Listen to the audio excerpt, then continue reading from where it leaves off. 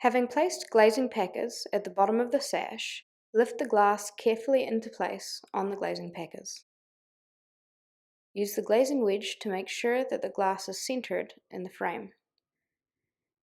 Lift the glass and slide the glazing packers into place, flush with the interior edge of the glass.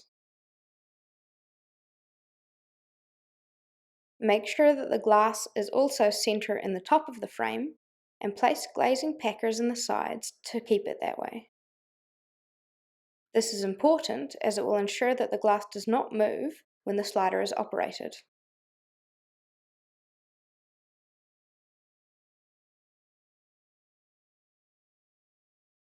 Starting with the shortest beads first, push them against the glass, hold them in place, and tap in the corners.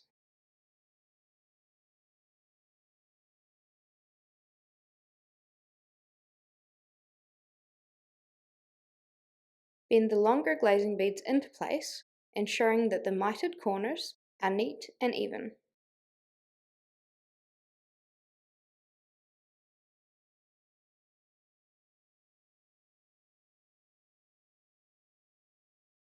Once all 4 glazing beads are in place and all 4 corners are neat and even, you can tap the glazing beads the rest of the way in, starting from each corner and working towards the center.